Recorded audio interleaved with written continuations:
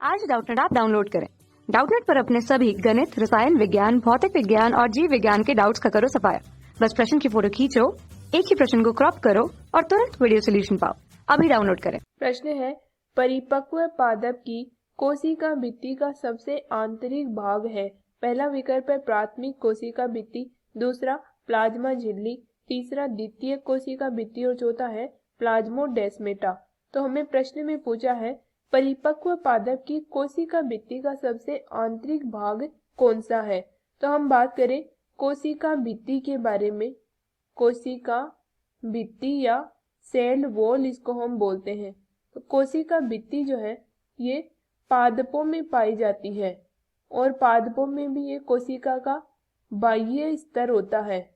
बाह्य स्तर होता है, ये कोशिका की बाह्य आघातों से रक्षा करता है और कोशिका को एक आकार प्रदान करता है। अब हम बात करें कि संरचना किस प्रकार से होती है। तो जैसे मान लो ये एक पादप कोशिका है,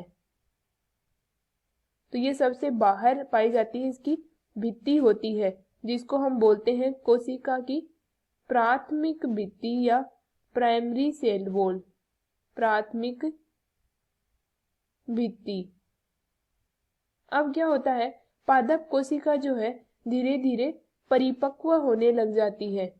परिपक्व और परिपक्व होने के साथ साथ कोशिका भित्ति जो है यानी कि प्राथमिक भित्ति जो है इसके अंदर की ओर एक परत और बनने लग जाती है और इस जो नई परत बनती है इसको हम बोलते हैं द्वितीयक कोशिका भित्ति। तो ये होती है द्वितीयक कोशिका भित्ति या सेकेंडरी सेल वॉल इसको हम बोलते हैं। और सबसे अंदर की ओर हमें पता है कि भित्ति के अंदर की ओर कोशिका में पाई जाती है कोशिका की झिल्ली। तो ये होती है सबसे अंदर की ओर कोशिका झिल्ली, इसको हम बोलते हैं कोशिका झिल्ली या सेल मेम्ब्रेन इसको हम बोलते हैं। अंदर की ओर साइटोप्लाज्म पाया जाता है, केंद्रक पाया जाता है। तो ये संरचनाएं पाई जाती है। कोशिका जो भित्ति होती है, सेल वॉल होती है, ये बनी किसकी होती है। तो ये मुख्यतः सेलुलोज की बनी हुई होती है। उसके अलावा यह पेक्टिन की बनी होती है, पेक्टिन, लिग्निन की बनी हुई होती है। उसके अलावा हेमीसेलुलोज की बनी हुई होती है। तो ये इसका संगठन होता है। अब हमसे प्रश्न में पूछा क्या गया था, प्रश्न में पूछा गया था कि कोशिका भित्ति की सबसे आंतरिक भाग, ना कि पूरी कोशिका की। तो कोशिका भित्ति में हमें पता है बाहर की ओर प्राथमिक भित्ति होती है, इसके अंदर कोशिका की द्वितीय भित्ति पाई जाती है। तो द्वितीय भित्ति सबसे आंतरिक होगी। तो पहला विकल्प हमें दिया गया है प्राथमिक कोशिका भित्ति, तो ये गलत है। दूसरा है प्लाज्मा झिल्ली, तो ये भी गलत है क्योंकि प्लाज्मा झिल्ली ना पूछ के हमें कोशिका भित्ति का आंतरिक भाग पूछा है। तीसरा है द्वितीय कोशिका भित्ति, तो ये पूर्णतः सही विकल्प है। चौथा दिया गया प्लाज्मोडेस्मेटा।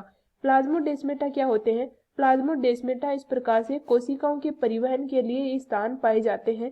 इनको हम बोलते हैं प्लाज्मोडेस्मेटा।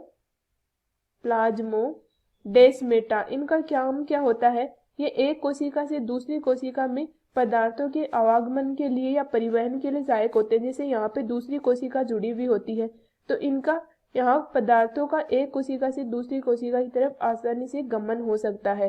तो ये भी इसके लिए गलत हो जाएगा। तो हमारा यहाँ पे सही उत्तर आएगा विकल्प नंबर 3।